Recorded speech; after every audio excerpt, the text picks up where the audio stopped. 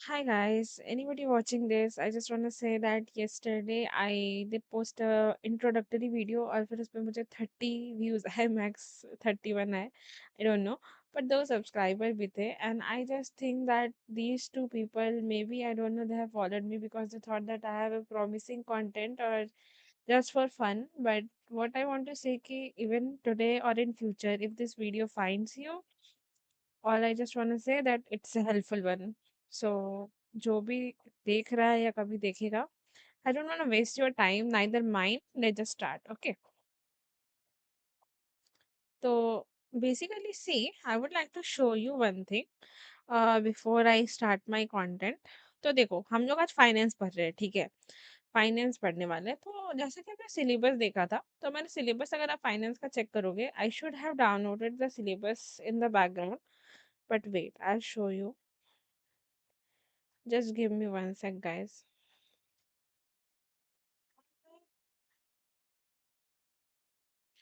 I am sorry guys थोड़ा सा मैंने टाइम वेस्ट कर दिया आपको थोड़ा सा अपना भी कर लिया एंड क्या पर छोड़ो we will start with finance today तो यहाँ पे आप देखो जनरल फाइनेंस एंड मैनेजमेंट के फाइनेंशियल सिस्टम में structure and function of financial institution है ठीक है तो structure and finance function of financial institution अगर हमें समझना है तो पहले हमको पूरा उसका बैकग्राउंड समझना पड़ेगा ठीक है तो देखो हम यहाँ पे ना बैंक एंड इट फंक्शन समझने वाले हैं ठीक है बैंक में बहुत कुछ आता है demand time deposit loan I won't waste your time by reading this मैं आपको ही सही सही से समझाऊंगी देखो ये डे वन है डे टू है एंड देन ये डे थ्री है और इस तरह से हम structure and function of financial institution को खत्म कर देंगे यानी मैंने फाइनेंस के आरबीआई के दिए हुए सिलेबस का पहला टॉपिक खत्म हो जाएगा 3 दिन में इस वीडियो को अगर 1 से 1 घंटे तक का मैंने सोचा है वीडियो बनाने का उससे ज़्यादा अगर एक्सटेंड होता है तो प्लीज़ वो आपके काम ही का होगा प्लीज़ जस्ट फोकस और मैं खुद नहीं चाहती कि 1 घंटे से ज़्यादा मैं बोलूँ बिकॉज मैं लाइव रिकॉर्ड करते जा रही हूँ इसको तो इसीलिए और अगर कोई बैकग्राउंड में म्यूजिक आता है या कुछ भी या किसी का आवाज़ आता है तो आई जस्ट एक्सपेक्टिंग और होप कि आप इसको इग्नोर कर दो ठीक है तो ये हम ऐसे कंप्लीट करेंगे सेम ऐसे इकोनॉमिक्स आएगा और जैसे कि यहाँ पे फिर से आप देख सकते हो तो जैसे हमारा structure and function of financial institution खत्म हो जाएगा तो फिर हम function of reserve bank of India के बारे में पढ़ेंगे ठीक है इस तरह से हम सिलेबस कंप्लीट करेंगे और ज़रूरी नहीं है कि अगर function in reserve bank of India के बाद बैंकिंग सिस्टम्स इन इंडिया वगैरह है स्ट्रक्चर डेवलपमेंट है तो अगर इससे पहले अगर हमको ये पढ़ना पड़ा तो पहले हम ये समझेंगे या फिर हम आरबीआई के साथ ही स्ट्रक्चर एंड डेवलपमेंट को समझेंगे क्योंकि हम मेरा फोकस ये है कि आपको सिलेबस तो कंप्लीट करना है लेकिन ऐसे लाइन बाय लाइन नहीं करना है उसका काम था देने का उन्होंने आपको ऐसे दिया पर आपको समझ के करना है क्योंकि हर एक टर्म से फेमिलियर होना है और एग्जैक्टली ताकि आपको समझ में आए कि किस सीक्वेंस में क्या क्या हुआ है आई होप मैं बहुत ज़्यादा नहीं बोल रही बट ये बताना बहुत ज़्यादा ज़रूरी है तो we will just I would just request you कि अब हम कट करते हैं हर क्रैप को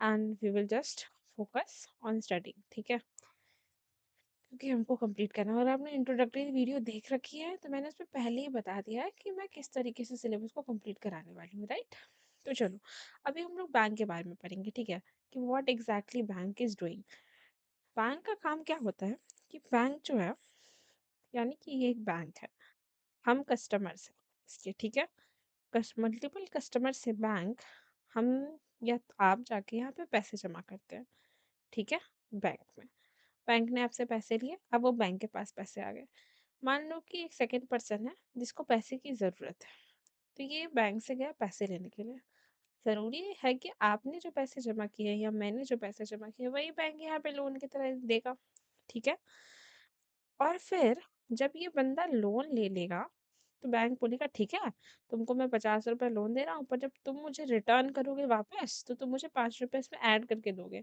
तो बैंक के पास अब 55 रुपीज़ हो गया तो 5 रुपया बैंक का क्या है प्रॉफिट इस पे बैंक जो ये 5 रुपया ऐड किया ये क्या था इंटरेस्ट तो यहाँ मैंने डायरेक्ट 5 रुपया बोला है पर जैसे हम इसको कैसे काउंट कर सकते हैं कि बैंक ने बोला कि चलो तुम 2% मुझे देना तो बंदे ने बोला कि ठीक है 50 का मैं 2% आपको दे दूंगा तो क्या कहते हैं 50 का 2% मैं आपको दे दूंगा तो फिर ये मैंने एक इमेजिनरी 5 वहाँ पे काउंट कर लिया और यहाँ पे 55 रुपीज़ हो गया और 5 रुपया बैंक का प्रॉफिट हो गया तो क्योंकि थोड़ा घिसपिच हो गया तो मैं फिर से समझा दे रही हूँ एक बार कि यहाँ पे बैंक को डिपॉजिटर्स मिले यानी कि हम और आप हम इसके पास गए बैंक को, बोला हमने, कुछ नहीं बोला, हमने बस 50 रुपये जमा कर दिए, ठीक है। अभी एक दूसरा बंदा आया, उसने लोन लिया, उसने बोला कि मुझे 50 रुपीज़ की ज़रूरत है। अभी बैंक क्या बोलता है कि ठीक है, दे देंगे, पर जब आप मुझे रिटर्न करोगे तो इस 50 पे आप मुझे 2% और ऐड करके दोगे।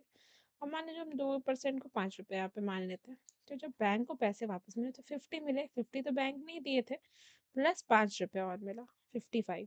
यानी कि ये जो 5 रुपये है, ये है बैंक का प्रॉफिट।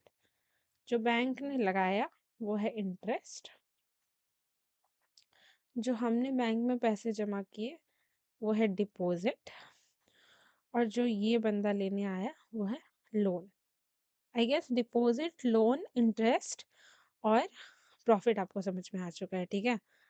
ये एक इम्पॉर्टेंट कंपोनेंट है, तो इसको समझना ज़रूरी है। तो यहाँ मैंने क्या लिख रखा है कि bank accepts deposit from customer, what way, हम लोग क्या थे, कस्टमर थे, and then to other people और even us it gives loan.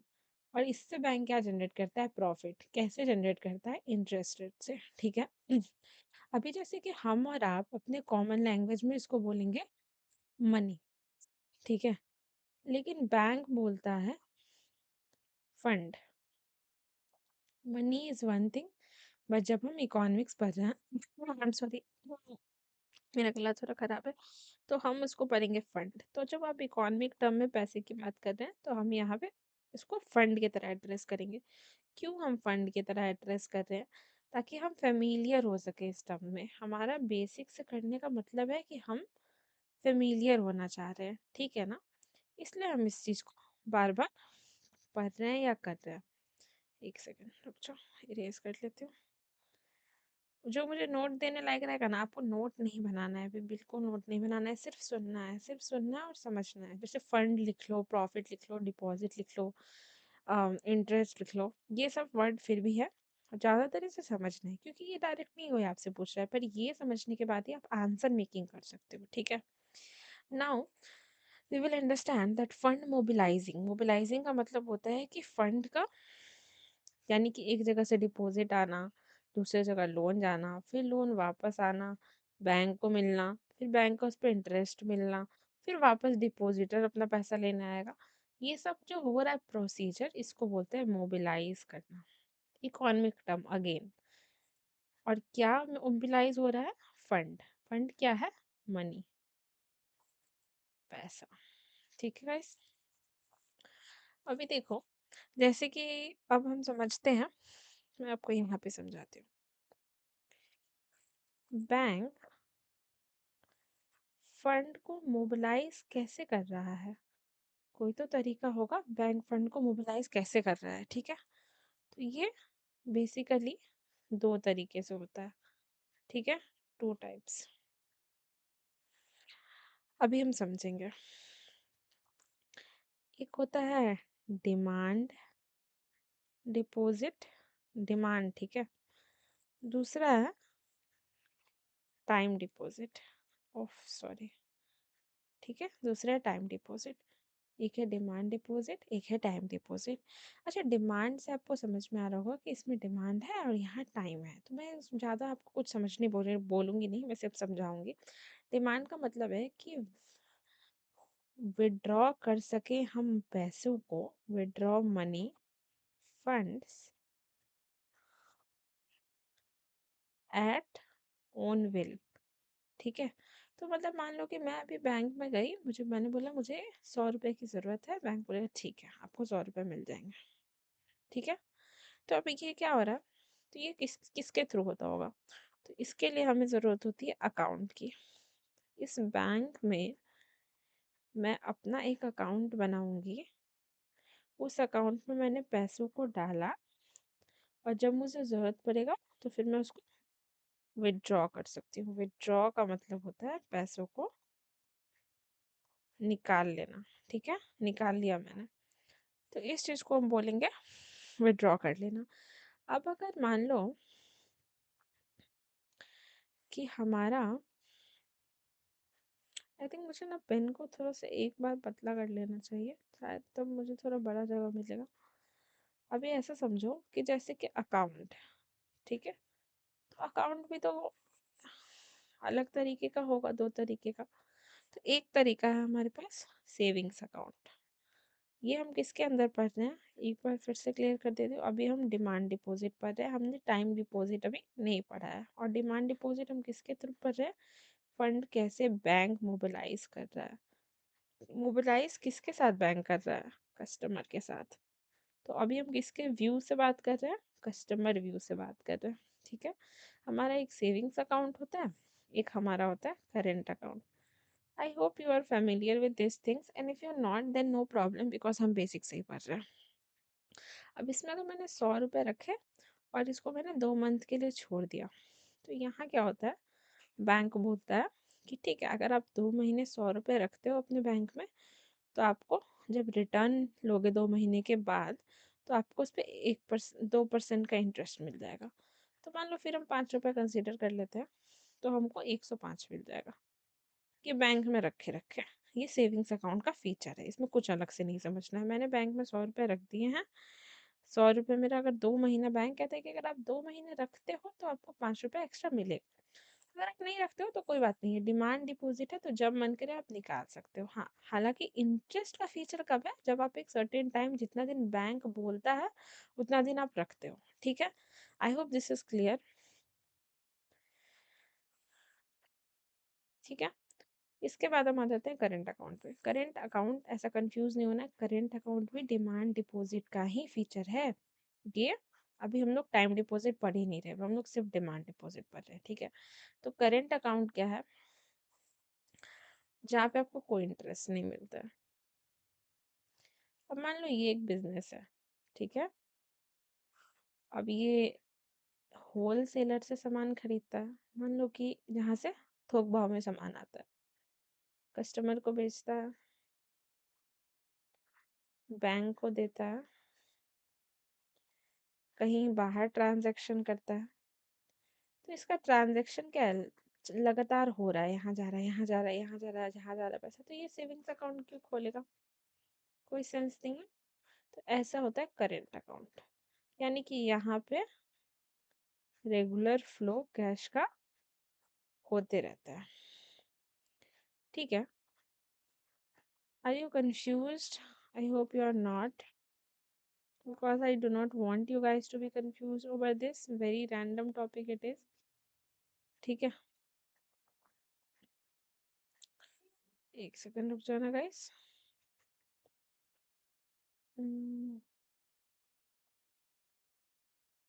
ठीक है,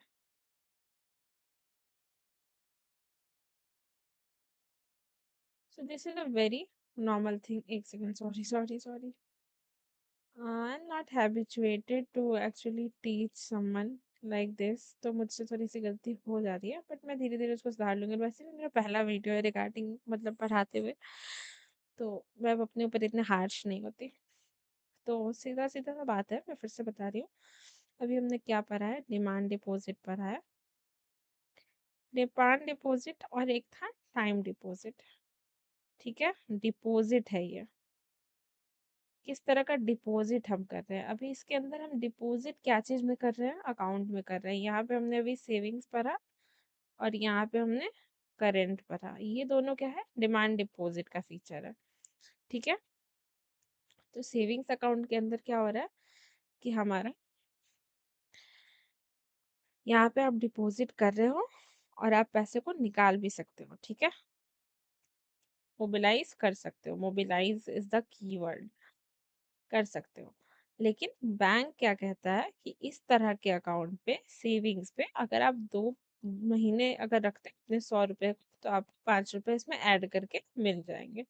नहीं रखते हो तो कोई बात नहीं, जितना पैसा है उतना रहेगा। करेंट अकाउंट क्या हो रहा है कि क्योंकि आपका पैसा लगातार 4 जगह चल रहा है, इसलिए ये पैसा रुका हुआ नहीं है, इसमें रुकने का फीचर ही नहीं है। ठीक है, इसलिए ये डायरेक्ट आप यूज करोगे। ये डिमांड डिपॉजिट, डिमांड का मतलब सिर्फ ये नहीं है कि कब कितना आप रख सकते हो, या क्या कब कितना बार आप निकाल सकते हो, तो दोनों बैंक से आप बहुत इजीली निकाल पा रहे हो, then this is demand deposit. अभी टाइम डिपॉजिट समझते हैं। ठीक है, टाइम डिपॉजिट इज 2 तरह का अकाउंट।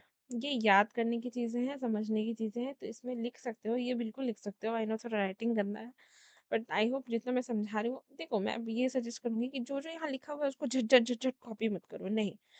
मैं मुँह से बार-बार बोल रही हूँ ना सारी चीज़ों को, तो आप उसको सुनो, कैप्चर करो, दोबारा देखना पड़े दोबारा देखो, पर अपने लैंग्वेज में लिखो। Nothing will make your notes better than अपने अपना मतलब खुद के लैंग्वेज में लिखना। क्योंकि आज आप इसको क्यों पढ़ रहे हो, ये पढ़ने से ऐसा कुछ नहीं है कि डायरेक्ट आपसे एग्जाम में पूछ लेगा डिमांड डिपॉजिट क्या होता है, नहीं। बट अगर आप ये पढ़ रहे हो तो फिर आपको समझ में आ रहा है कि in future how you are gonna process your answers, ठीक है।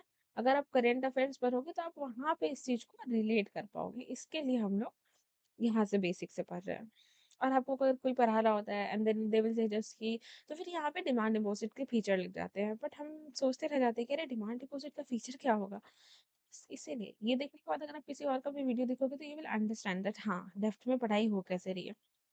नाउ कमिंग टू टॉपिक, तो टाइम डिपॉजिट में हमारा रिकरिंग अकाउंट है और एक हमारा फिक्स्ड अकाउंट होता है, ठीक है। रिकरिंग का मतलब क्या हुआ, अभी यहाँ क्या था कि हम डायरेक्ट गए बैंक में, एक बार में 100 दिया और एक बार में 100 निकाल भी सकते हैं, ठीक है। अभी 100 दिया, आधे घंटे में 100 निकाल लेंगे, 50 निकाल लेंगे, 80 निकाल लेंगे, 10 निकाल लेंगे, जो मन करेगा। रेकरिंग कहता है कि आपको 12 महीने तक या 3 महीने तक या 6 महीने तक, जो भी टाइम पीरियड है ये बैंक फिक्स करेगा, ठीक है। 100 रुपए करके जमा करने हैं ईच मंथ। तो 100 रुपए अगर आप 12 महीने तक जमा करते हो तो आपका 1200 आपने जमा किया और आपको 300 एक्स्ट्रा मिलेगा, क्योंकि आप बैंक में पैसा रख रहे हो। तो आपको मिलेगा कितना रिटर्न में, 1500। तो ये हुआ इंटरेस्ट ऐड करने का फीचर, पर इसमें शर्त क्या है, हर महीने 300 देना है, यानी कि मंथली ऐड करने हैं पैसे। पैसों को क्या बोलते हैं, फंड, ठीक है। मंथली ऐड करना है फंड को, प्लस एक फिक्स टाइम के बाद आप निकाल सकते हो। तो आपको क्या मिलेगा, क्यों आप ये सब कर रहे हो, क्योंकि आपको इंटरेस्ट देगा बैंक, ठीक है, यानी कि आपका अपना प्रॉफिट। यही हुआ ना इसका मतलब, कि हम अगर ये कर रहे हैं, पैसे जमा कर रहे हैं, तो हम किस पर्पज से करें, क्यों हम 12 महीने अपने पैसों को रखेंगे बैंक में, क्योंकि बैंक हमको लोन दे रहा है, ठीक है, मतलब सॉरी बैंक हमको इंटरेस्ट दे रहा है। अभी हमने क्या पर टाइम डिपॉजिट पढ़ रहे थे हम, ठीक है। टाइम डिपॉजिट में एक हमने अभी पढ़ लिया, रिकरिंग अकाउंट, रिकरिंग। अभी हम दूसरा टर्म पढ़ते हैं, फिक्स्ड अकाउंट। फिक्स्ड अकाउंट में कुछ नहीं करता, पैसा जमा करना है आपको। यहाँ पे 100 रुपए 12 महीने में, एक एक महीने 100 100 100 ऐसे करके जमा करना था। यहाँ क्या है, आपको एक बार में 1200 जमा करना है, आपको 1 साल के लिए जमा करना है। तो अगर आप यहाँ जमा करोगे तो आपको यहाँ 300 दे रहा था, यहाँ आपको 400 मिल जाएगा, 1600, ठीक है। ये मैं एग्जाम्पल के लिए समझा रही हूँ, ये ईयरली बेसिस पे होता है, 1 साल 3 साल 4 साल 5 साल डिपेंड करता है। फिक्स जो होता है ये 5 साल 6 साल 7 साल 10 साल लॉन्गर ड्यूरेशन के लिए होता है, ठीक है। तो हमने बस कुछ ज्यादा नहीं पढ़ा है, हमने बस समझा है कि बैंक को पैसे मिलते कैसे हैं, डिपॉजिट से। बैंक उसको किसी को देता कैसे है, लोन में। बैंक लोन क्यों देता है, क्योंकि बैंक को मिलता है इंटरेस्ट, इंटरेस्ट से बैंक का क्या होता है, प्रॉफिट। और ये सारी जो चीजें बैंक कर रहा है, ये बैंक किसके थ्रू कर रहा है, ये अकाउंट डिपॉजिट के थ्रू कर रहा है बैंक, और अकाउंट्स के थ्रू कर रहा है। डिपॉजिट कहाँ हो रहा है, अकाउंट में हो रहा है, ये कनेक्टेड आपको हो गया। अब अकाउंट क्या है, अकाउंट हमने पढ़ा, अकाउंट दो तरीके का होता है। बेसिकली अकाउंट डिपॉजिट कितने तरीके का है, demand deposit and time deposit, ठीक है। अभी डिमांड डिपॉजिट में क्या हो रहा है कि हम पैसे अपने मन से जब मन करे तब निकाल सकते हैं, टाइम डिपॉजिट में नहीं निकाल सकते हैं अपने मन से, बैंक के मन से हमको निकालना है, ठीक है। अब बैंक के अंदर हमने समझ लिया डिमांड डिपॉजिट में अकाउंट होता है। अब अकाउंट में हमने क्या लिखा, सेविंग अकाउंट। सेविंग अकाउंट में क्या समझा हमने कि अभी हमने पैसे डाले, पैसे हम निकाल भी सकते हैं जब हमारा मन करेगा तब, लेकिन अगर हम बैंक के कहे टाइम तक पैसों को रखते हैं तो हमको बैंक कुछ इंटरेस्ट देगा, इंटरेस्ट से हमारा क्या होगा, प्रॉफिट होगा, ठीक है। अभी यहाँ पे दूसरा क्या था, करंट अकाउंट। करंट अकाउंट भी डिमांड डिपॉजिट का ही फीचर है, जिसमें आपको, क्योंकि आपका पैसा लगातार मार्केट में ही रहता है, इसकी वजह से आपको कोई भी इंटरेस्ट नहीं मिलता है इसके ऊपर, ठीक है। लेकिन इसमें भी आप जब चाहो निकाल सकते हो। डिमांड डिपॉजिट का फीचर है कि जब आप चाहो पैसे को निकाल सकते हो। दूसरा फिर हम यहाँ पे देखेंगे टाइम डिपॉजिट। टाइम डिपॉजिट में हमने दो तरह का अकाउंट फिर से पढ़ा, एक रेकरिंग और दूसरा हमने पढ़ा फिक्स्ड। अभी रेकरिंग क्या है कि हम जब लगातार हमको बोला बैंक कि 12 महीने तक हमको 100 रुपया जमा करना है और एक बार में हमको कुछ इंटरेस्ट मिला के पैसा दे देगा बैंक, ठीक है। तो हर महीने जमा कर सकते हैं। लेकिन टाइम डिपॉजिट का फीचर क्या आता है कि आपको एक ही बार में लार्ज सम को देना है। सम क्या है हमारा, अगेन फंड, पैसे। और लार्ज मतलब बड़ा सम एक टाइम में देना है, वन टाइम डिपॉजिट इसका फीचर है, ठीक है। और फिर बैंक हमको बाद में कुछ इंटरेस्ट लगा के ये देगा। रियल लाइफ में इसका एप्लीकेशन कैसे है कि बैंक हमको एफडी करता है 5 साल, 6 साल, 7 साल, 10 साल के लिए, ठीक है। आई होप ये चीज़ आपका क्लियर हो चुका होगा। अब हम समझते हैं लोन के बारे में, ठीक है। देखो लोन के बारे में एक समझो, लोन को हम बैंकिंग लैंग्वेज में एडवांसेस भी बोलते हैं। तो अगर लोन है या एडवांसेस है, सेम, ठीक है। पहले तो हम ये समझेंगे ताकि हमारा वर्ड्स क्लियर रहे, कहीं पे भी हम वर्ड्स की वजह से ना फंसे, ठीक है। अब लोन्स क्या है, दो टाइप का आता है, सिक्योर्ड और एक हो गया आपका नॉन सिक्योर्ड। सिक्योर का मतलब क्या है, सिक्योर का मतलब हो गया कि इसमें बैंक सेफ फील कर रहा है। Secure is equal to safe, non secure is equal to unsafe. अभी क्या होता है, यहाँ पे हम एक नया वर्ड सीखते हैं, कोलेट्रल। कोलेट्रल का मतलब हुआ कि मैं गोल्ड लेके गई वर्थ 10,000। मैंने बोला कि ठीक है ये गोल्ड है, ये 10,000 का है, आप मुझे इसके बदले 10 के कैश दे दो। बैंक देखेगा कि अच्छा हाँ ये तो 10,000 का सामान है, इसके बदले मुझसे 10,000 मांगा जा रहा है, ठीक है फाइन, आप ले जाओ। अगर बैंक बोलेगा ठीक है आप 3 मंथ के लिए इसको ले जाओ, अगर लेकिन आप 3 मंथ के बाद अगर पैसे नहीं लौटाओगे तो फिर आपको 10 के जगह 11 के देना पड़ेगा। ये जो 1% है ये क्या है, लेट होने का पेनल्टी है। तो पेनल्टी क्या है, हमारे लिए पेनल्टी है, बैंक के लिए क्या है, इंटरेस्ट है। क्यों, क्योंकि बैंक इससे फिर प्रॉफिट कमाएगा। तो जितना लेट उतना ज़्यादा हमारे लिए पेनल्टी, तो हम देंगे और बैंक के लिए प्रॉफिट हो जाएगा, ठीक है। लेकिन एक लिमिटेड ही टाइम होता है, उसके बाद फिर मतलब बैंक भी नहीं चाहता है कि आप इतना डिले करो। नाउ नॉन सिक्योर्ड, ठीक है। यहाँ पे बता देती हूँ क्लियर पेज में,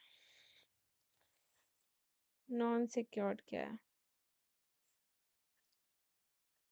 okay fine, non secured is when my collateral, collateral मतलब क्या, जितना पैसा आपको चाहिए उसके बराबर का मनी, ठीक है।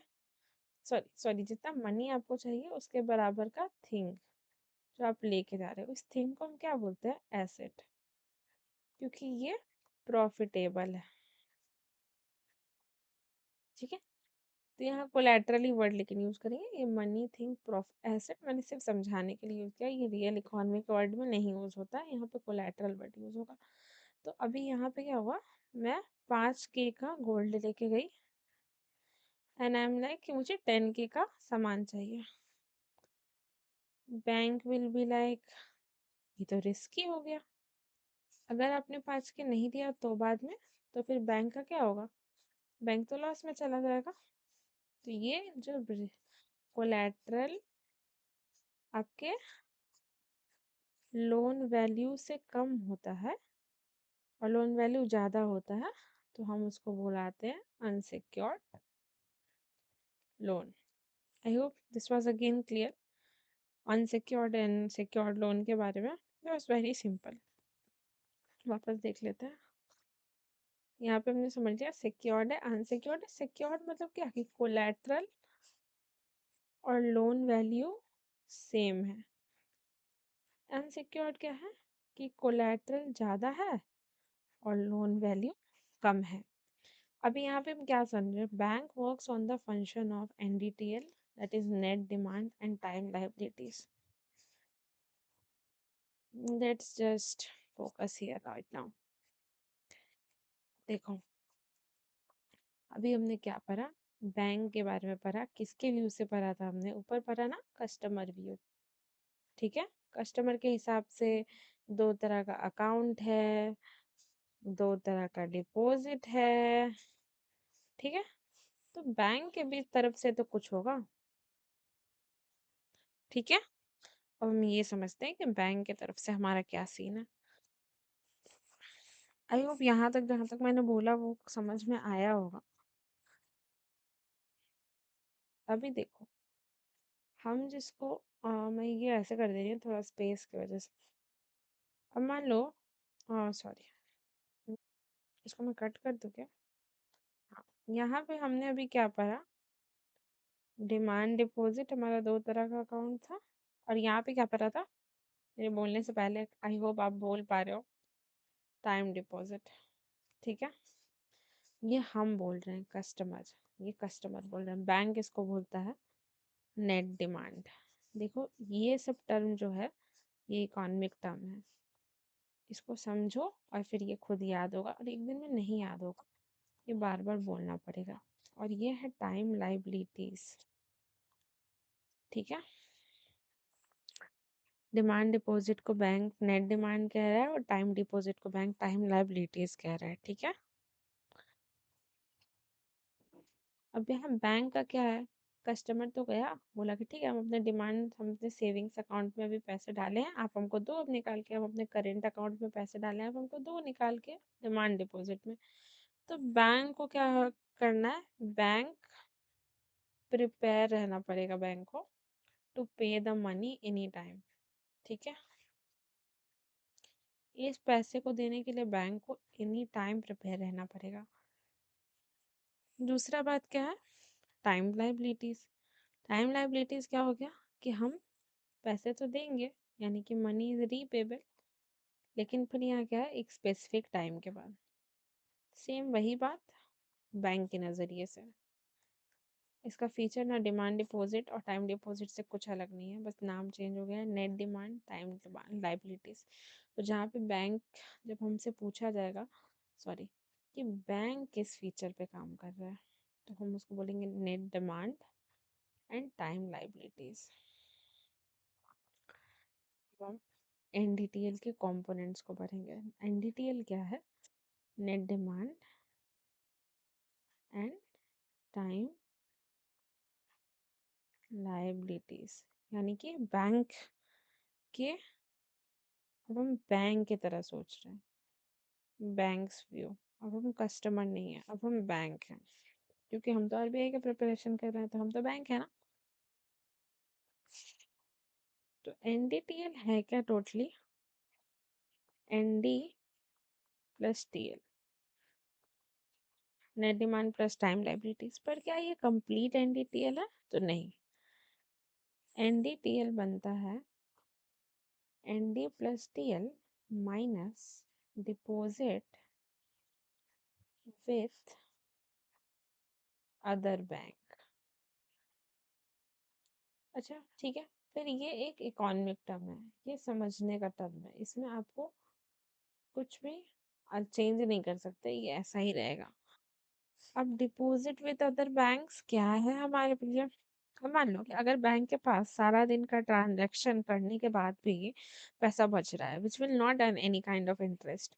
मैंने दिन भर 100 रुपए का काम किया, अब सब कुछ करने का, दिन भर खर्च करने का, मेरे पास रात में 50 रुपए बच गए हैं और मैं सोने जा रही हूँ। तो मेरे पास ये 50 रुपए अगर रहेगा तो इसका ना कोई प्रॉफिट होगा ना कोई लॉस होगा, ये 50 का 50 ही रह जाएगा। अब मेरे एक फ्रेंड का कॉल आ गया, मेरा फ्रेंड कहता अरे भाई मुझे 50 रुपए की ज़रूरत है। मैंने कहा ठीक है भाई, 50 दे दूंगी, पर जब तू मुझे रिटर्न करेगा तो मुझे इसमें 10 रुपए ऐड करके देना। रात भर के लिए तू ले रहा है ना, या फिर तू कल भर के ले लेगा, तो तू जब मुझे रिटर्न करेगा तो मुझे इसमें 10 रुपए ऐड करके देना। तो अब ये 50 रात में रख के सोने की जगह मैंने इसको दे दिया, तो जब ये मेरे पास वापस आएगा तो ये 60 बन के आएगा। तो मुझे क्या हुआ यहाँ पे? 10 रुपए का प्रॉफिट हुआ। Bank is a profit organisation. इसीलिए यहाँ जो भी हो रहा है ये बैंक के प्रॉफिट को मैक्सिमाइज करने के लिए हो रहा है। मैक्सिमाइज का मतलब बढ़ाना, ठीक है। तो हम बैंक इतना प्रॉफिट का सोच क्यों रहा है? क्योंकि बैंक को भी प्रॉफिट करना है ना, इसलिए बैंक इतना प्रॉफिट का सोच रहा है। अभी यहाँ देखो आप, बैंक का हम बड़े बड़े एग्जाम्पल के साथ अगर नहीं समझेंगे तो हमको नहीं समझ में आएगा। बैंक का 10,000 करोड़ का बिजनेस था, ठीक है, एक दिन का।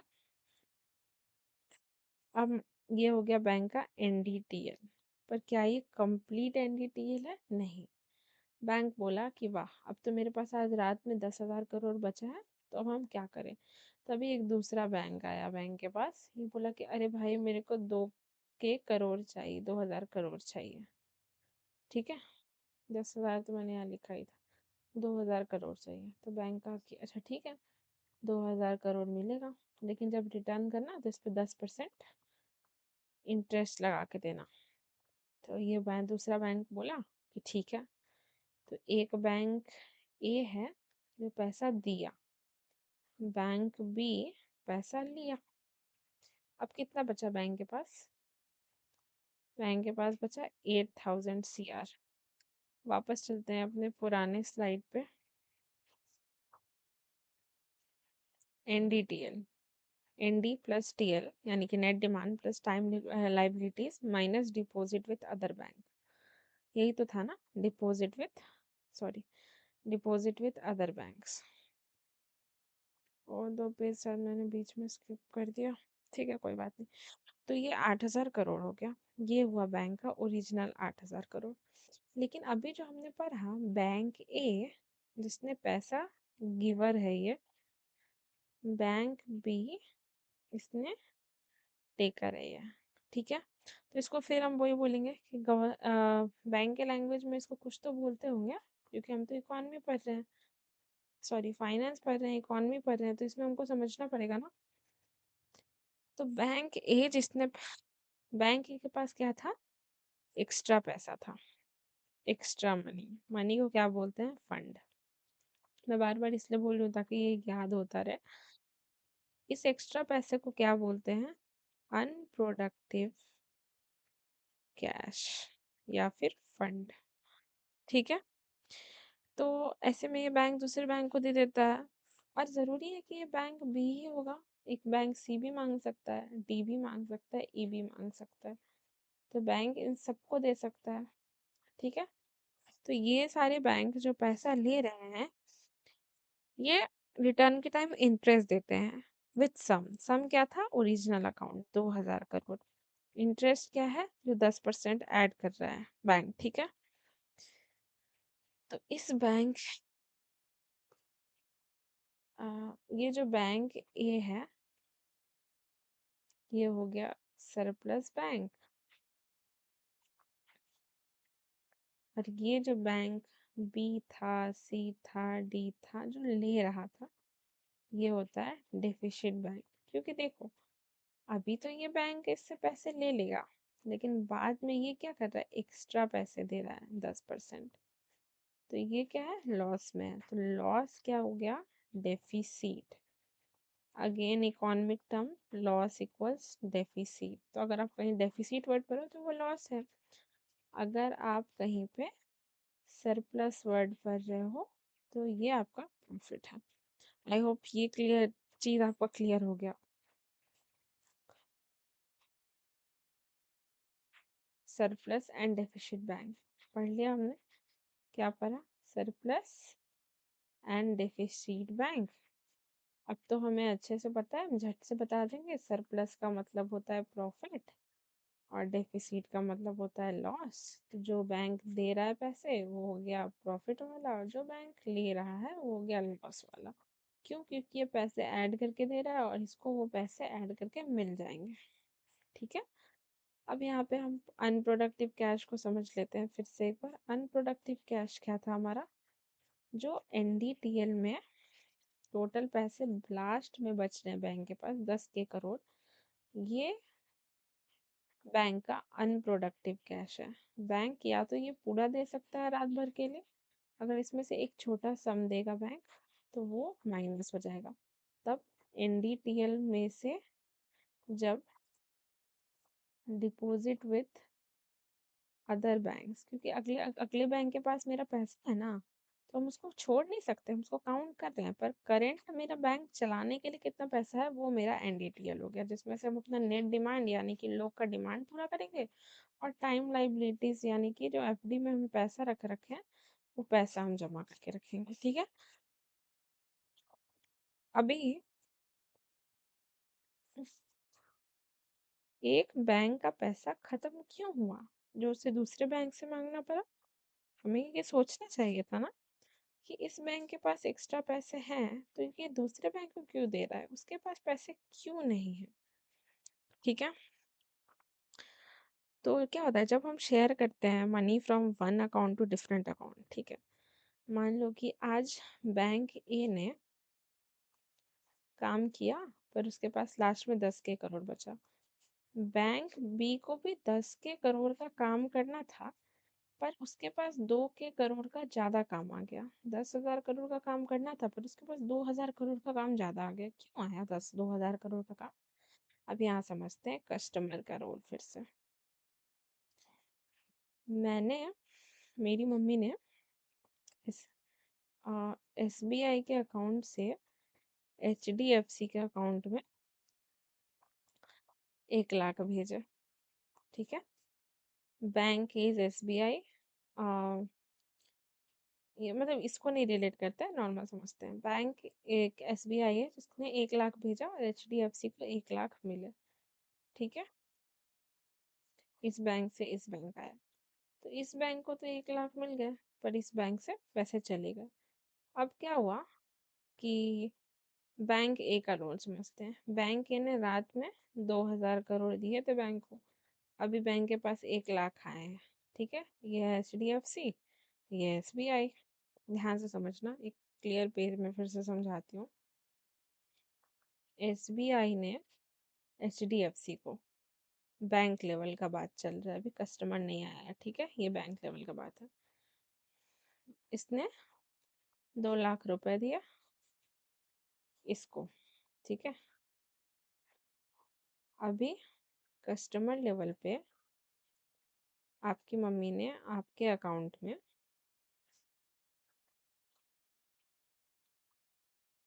1 लाख रुपए भेजे, तो एसबीआई से आपके अकाउंट में, यहाँ एचडीएफसी में 1 लाख रुपए आ गए। तो अब क्या होगा कि बैंक ने ऑलरेडी 2 लाख रुपए लेके रखे और फिर 1 लाख और इस यहाँ से डिपॉजिट आया। तो जब ये रिटर्न करेगा तो ये लोग आपस में कुछ एडजस्टमेंट करेंगे, है ना, कि हाँ भाई तुमने मुझे 2 लाख तो ऐसे दिया था पर देखो तुम्हारा 1 लाख भी मेरे अकाउंट पे वैसे भी आ ही गया है, तो अभी तुम ये 1 लाख रखो क्योंकि ये एक्स्ट्रा 1 लाख तो वैसे भी अब हमारा ही है। तो बैंक बोलेगा हाँ सही बात है। ये जो पूरा प्रोसेस है इसको हम बोलते हैं क्लियरिंग एंड सेटलमेंट। क्लियरिंग क्यों? क्योंकि बैंक अभी बोला कि ठीक है भाई 2 लाख आया, तो अभी उसमें फिर 1 लाख फिर से तो आया ना, तो यहाँ पे तो हो गया 3 लाख।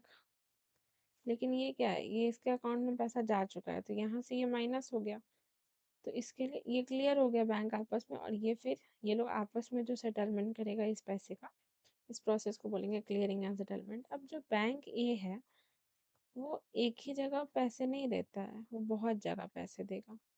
बैंक बी को, बैंक सी को, बैंक डी को, बैंक ई को। ये क्यों दे रहा है इतने जगह पैसे? मान लो कि मेरे पास 1 लाख रुपए है, हम बड़ी एग्जांपल देके ही समझ लें। तो या तो हम ये 1 लाख रख सकते हैं या फिर हम यहाँ पे 4 जगह करके इसको 25 के 25 के में दे सकते हैं लोग को। जब ये लोग रिटर्न करेगा तो हम बोलेंगे कि तुम लोग हमको 5 के लगा के देना क्योंकि तुम लोग रखा मेरा पैसा। तो ये 30 के × 4 हो जाएगा, तो मेरा 1 लाख 1,20,000 बन गया। यहाँ पे हमको आ गया 20 के का प्रॉफिट। मान लो कि मेरे पास 1 लाख रहता तो चोरी हो सकता था, गुम हो सकता था, कुछ भी हो सकता था, पर हम 4 जगह दे के पैसा के टेंशन से भी फ्री हो गए, और जब मेरे पास पैसा आया तो हमको 20,000 का इंटरेस्ट भी अर्न हो गया। बस यही काम करता है बैंक। तो ये जो 4 जगह बैंक अपना पैसा को देता है इसको हम बोलते हैं risk diversification, again a term is there, risk diversification. इसमें कुछ भी नहीं अलग से क्लियर करने वाला है। बैंक एक जगह पैसा रखने की जगह 4 जगह उसको दिया ताकि उसको प्रॉफिट कर सके, उसको मैक्सिमाइज कर सके और बहुत ज़्यादा पैसे के टेंशन से भी बचा रहे, एक्सेसिव फंड के टेंशन से बचा रहे। फंड क्या है? मनी है। तो इसके लिए बैंक दे दिया, बस इसी को हम बोलते हैं रिस्क को डाइवर्स कर दिया 4 जगह। और ये कितने कितने टाइम के लिए दे रहा है? तो बेसिकली ये कितने भी टाइम के लिए देता है, इसको हम लोग ओवरनाइट लोन बोलते हैं। बैंक बेसिकली अलाउ करता है कि ठीक है, आज तुम रखो, कल इंटरेस्ट के साथ वापस करोगे। आज तुम रखो, कल तुम इंटरेस्ट के साथ वापस कर दोगे। इस चीज़ को बोलते हैं ओवरनाइट लोन। ये जो पैसे दे रहा है इसको बोलते हैं ओवरनाइट लोन, और इस पैसे को ये जो दे रहा है ये क्या सोच के दे रहा है, इसको बोलते हैं risk diversification. I hope this is also clear to you. तो लेकिन अब हम फिर से दूसरा चीज समझते हैं। अब हमने अभी क्या समझा कि बैंक का एनडीटीएल है, टोटल एनडी प्लस टीएल, यानी कि net demand plus time liabilities, और डिपॉजिट विद अदर बैंक से जब हम इसको माइनस करते हैं तब हमारा एक्चुअल बैंक के पास कितना पैसा है वो पता चलता है। ठीक है, अभी ये है कि क्या बैंक अगर फिर भी अगर ये पूरा 8,000 करोड़ रख लेता है, तो बैंक ने अभी 10 के करोड़ दिया ना, 10 के करोड़ में से 2 के करोड़ ही दिया, तो बैंक के पास अभी भी 8,000 CR तो है ना अपना फंक्शन करने के लिए। बस फिर क्वेश्चन है कि बैंक क्या ये पूरे 8,000 CR को यूज कर सकता है फंक्शन करने के लिए? The answer is no. मान लो तुम्हारे घर में 1,000 रुपया बचा है, तो तुम 1,000 का शॉपिंग कर लेगा? नहीं करेगा ना। तो बोलेगा ना ठीक है हम 800 का करते हैं पर हम 200 बचा के रखेंगे, राइट? तो बस वही बचाने का कॉन्सेप्ट यहाँ पे भी आता है। तो हम इस कॉन्सेप्ट को पूरे अच्छे से समझते हैं। I know the video is must be getting lengthy or something, but it is necessary. I don't know कितना टाइम हुआ है, मुझे तो समझ भी नहीं आ रहा, पर स्टिल देखते हैं। अभी लॉक्ड पोर्शन के बारे में समझते हैं। तो बैंक का मॉनेटरी टूल होता है। अभी हम सिर्फ इतना समझेंगे मॉनेटरी टूल के बारे में, मॉनेटरी मनी रिलेटेड टूल। ठीक है, कि मनी कैसे, फंड कैसे मोबिलाइज हुआ बाहर, और अब कैसे मोबिलाइज होगा इंटरनली। ठीक है, देखो, तो बैंक ना, मान लो कि अगर हम समझे कि 8,000 करोड़ है, ये 8,000 करोड़ 100% होगा, यही ना बैंक का डिटेल है। जितना पैसा मेरे पास रहेगा यही ना मेरा 100% होगा। इतना तो हम लोग को समझ में आ चुका है कि ये मेरा 100% है। लेकिन इस 100 में से हम सिर्फ और सिर्फ 79% को यूज कर सकते हैं। यानी कि ये जो हमारा पहला क्वेश्चन था कि क्या बैंक पूरा 8,000 करोड़ को यूज कर सकता है, तो नहीं, बैंक 8,000 करोड़ का 79% को यूज कर सकता है। तो बैंक 21% को नहीं यूज कर सकता है, नॉट यूजेबल। क्या है ये 21%? तो देखो, इसको बोलते हैं बैंक का लॉक्ड पोर्शन, और इसको बोलते हैं क्वांटिटेटिव मॉनेटरी टूल। हम समझेंगे कि हम इसको क्वांटिटेटिव मॉनेटरी टूल क्यों बोलते हैं और क्या है ये टूल। देखो, पहला तो है कैश रिजर्व रेशियो, ठीक है, तो हम दूसरा है स्टैचुटरी लिक्विडिटी रेशियो, और तीसरा है कैपिटल एडिक्वेसी रेशियो। ये तीनों इकोनॉमिक टर्म है, ये समझना होगा। थोड़ा कंफ्यूजन होता है पर ये समझ में आ जाएगा। अभी समझते हैं।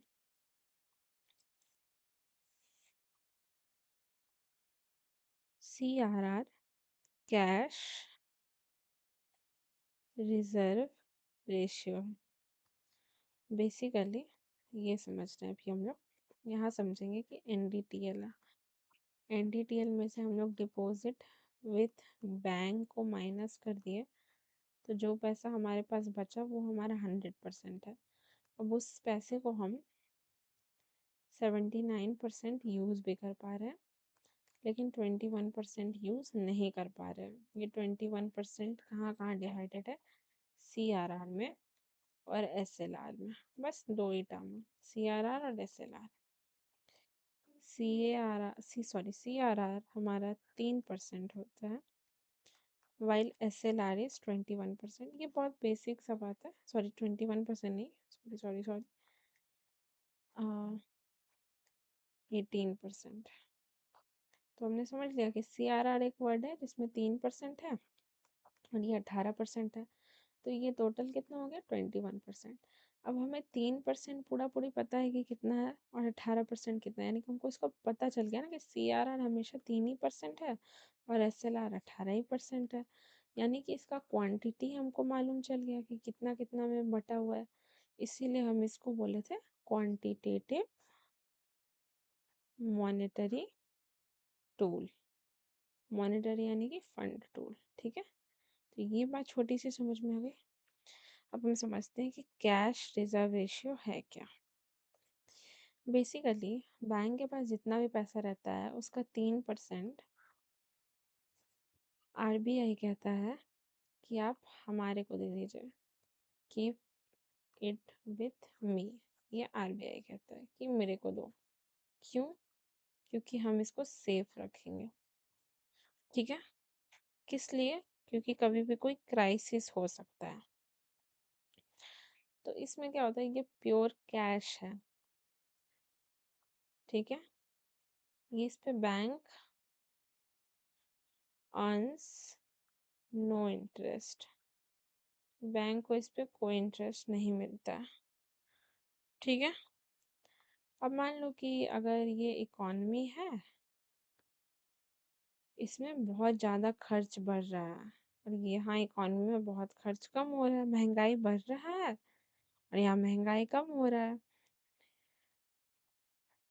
अगर महंगाई बढ़ रहा है हर चीज़ का, तो बैंक बोलेगा कि हम CRR को बढ़ा देते हैं, ताकि हर चीज़ थोड़ा महंगा होगा तो लोग थोड़ा कम खरीदेगा। यहाँ पे क्या हुआ, बैंक बोला कि अच्छा यहाँ पे तो बहुत ज़्यादा इकॉनमी हमारा स्लो हो गया है, तो हम इसमें और पैसा डाल देते हैं, तो अभी आप 3% दे दो। तो यानी कि फिर बैंक बोलेगा ठीक है, अब तो हम 3% दे। मान लो कि मेरे पास 100 रुपया है, कोई हमसे 3 रुपया लेगा, तो हमको 97 बचेगा ना, तो हम ज़्यादा खर्च करेंगे। पर कोई हमसे 10% ले लेगा तो हम अभी समय तक कम खर्च करेंगे। तो बस यही बात है CRR का। ठीक है, आई होप ये छोटा सा चीज़ समझ में आया। अभी और डिटेल में मैं बताऊंगी, पहले हम लोग SLR को समझ लेते हैं। SLR हो गया स्टैचुअरी लिक्विडिटी रेशियो। ये वर्ड याद रखना है, SLR। ये कितना था, 18% था।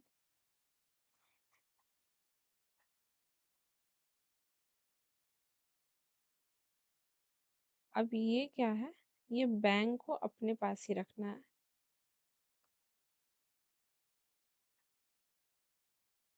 Themselves, bank keep it with themselves. इसमें कैश होता है, गोल्ड होता है और GSEC होता है। GSEC क्या है, गवर्नमेंट सिक्योरिटी। यानी कि जो गवर्नमेंट का बॉन्ड्स होता है, यानी कि आप इसमें इन्वेस्ट करो, इसमें इन्वेस्ट करो, ये गवर्नमेंट का है, ये पूरा सेफ है, ये भी बैंक भी खरीद के रखता है।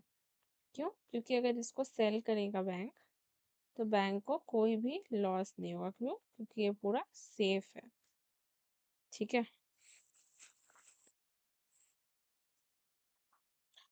इस चीज को रखने के लिए बैंक्स को मनी सॉरी इंटरेस्ट मिलता है। थोड़ा राइटिंग मेरा मेसी है गाइस, मैं उस पर काम कर रही हूँ, क्योंकि मुझे अभी थोड़ा पेन पकड़ने का हैबिट नहीं है, इस वाले मार्कर वाला ना, बस इसीलिए। तो हमने क्या समझा कि NDTL जो है, जो कि डिपॉजिट देने के बाद अदर बैंक्स को हमारे पास बचता है, वो 100% है। बट हम 100% को यूज़ नहीं कर सकते, हम उसमें से 21% को सेव करके रखते हैं। ये 21% 3% और 18% के कंपोनेंट्स में बटा हुआ है। 3% को CRR बोलते हैं, कैश रिजर्व रेशियो। 18% को SLR बोलते हैं, स्टैचुरी लिक्विड रेशियो। ये क्या है, ये RBI के पास रहता है और बैंक को इसको इसमें कुछ नहीं मिलता है। ये बैंक के पास ही रहता है और इस पे बैंक को इंटरेस्ट भी मिलता है। ठीक है, इसके अंदर आ जाता है ये पैसा, डायरेक्ट RBI रखता है।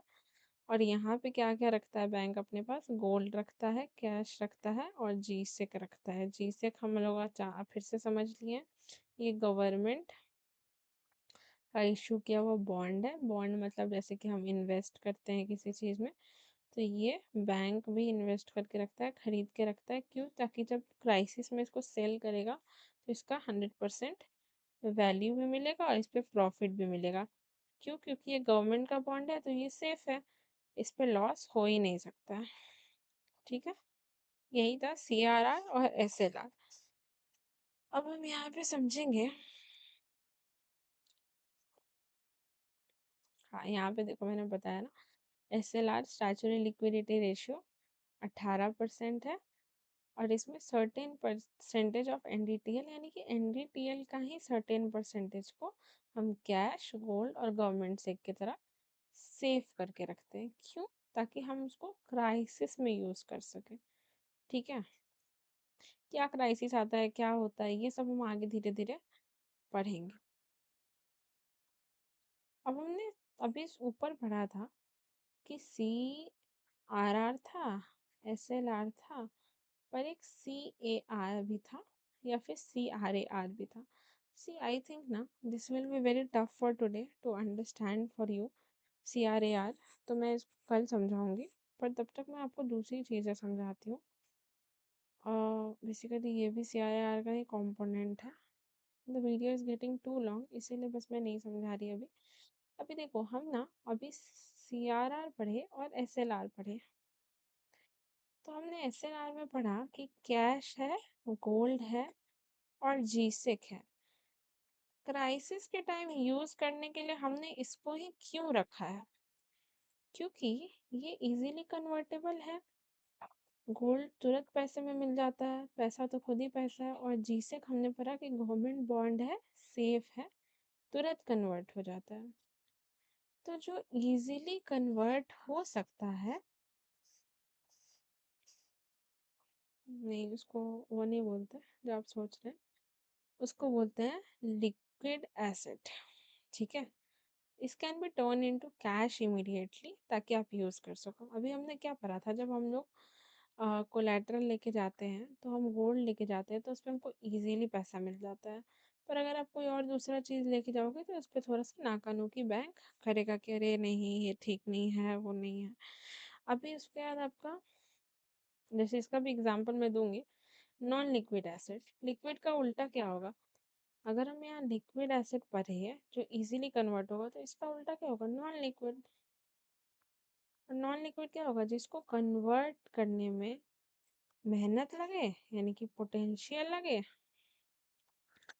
एफर्ट्स लगे हमारा, और कहीं कहीं पे तो कॉस्ट भी लग जाता है। ठीक है, तो इसमें क्या आता है? Fixed asset. घर तुरंत नहीं बेच सकते, बेचने का उसमें रिनोवेशन पहले करवाओ, फिर उसको बेचने के समय उसका वैल्यू कम हो जाता है, जितना खरीदा था उतना पे तो नहीं बिकता है। लॉन्ग टर्म लोन्स, कोई हाउस लोन ले रखा है 20 साल का, तो वो तुरंत नहीं ना चेंज कर देंगे।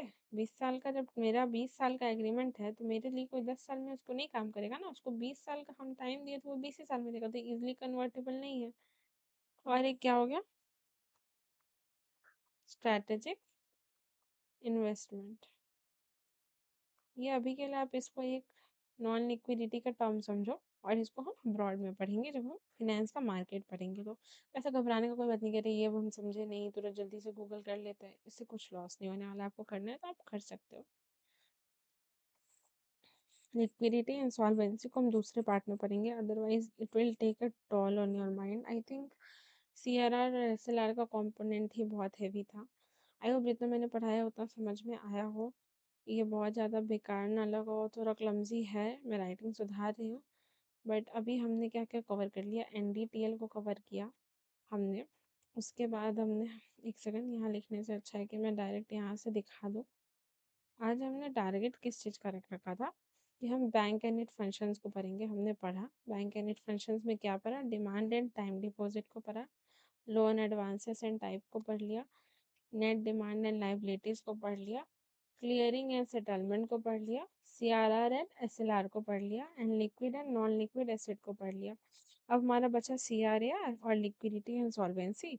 तो जब ये हम पढ़ेंगे तो इसमें हम बैंक एनी टाइप को पढ़ने से पहले CRAR को पढ़ेंगे, क्योंकि CRR is a very broad term. तो समझाने में तुरंत समझ में आ जाएगा, लेकिन अभी बहुत खिचड़ी लगेगा, क्योंकि अभी तुरंत आपने क्या पढ़ा है? अभी तुरंत आपने पढ़ा है CRR और SLR, यानी कि कैश रिजर्व रेशियो। यहाँ पर है स्टैचुअरी लिक्विडिटी रेशियो। पर फिर हम अगर तुरंत अभी CAR पढ़ेंगे तो CAR क्या है? क्या कैपिटल, देखो मैं ही कंफ्यूज हो गई, एडिक्वेसी रेशियो। ठीक है, तो ये तुरंत नहीं समझ आएगा। ये एक दूसरा कंपोनेंट है जो कि 3% और 18% में बांटा हुआ है। तो आई होप कि आप इसको पढ़ो, आप खुद से पढ़ो इस वीडियो को, अपने लैंग्वेज में नोट्स बनाओ, कोशिश करो कि इंग्लिश में ट्रांसलेट कर करके बनाओ। इफ़ एक सिंगल पर्सन ने भी इस वीडियो को देखा एंड यू थिंक कि मुझे कोई टेलीग्राम चैनल वगैरह देना चाहिए, if you have something to ask, तो प्लीज़ कमेंट। अगर नहीं देख रहा है कोई, कभी बाद में देखेगा तो जब देखेगा तभी बताना। बट आई होप कि इतना मैंने अभी खुद के लिए भी कवर कर लिया, तो मुझे भी समझ में आ गया CRR SLR का कॉन्सेप्ट, इन डिटेल का concept, and capital adequacy ratio यानी कि CAR। और फिर अभी आप सोचोगे कि अरे इसने तो बोला था CAR, तो CAR और CRAR सेम है, लेकिन CRR दूसरा कंपोनेंट है ये। ठीक है, तो आई होप कंफ्यूजन नहीं हुआ। अगर हुआ है तो आप प्लीज़ कमेंट करना, और बाकी का वीडियो मैं शाम तक ही एक अलग कंपोनेंट करके डाल दूंगी CRAR के बारे में। ठीक है, thank you for watching, if anybody watched.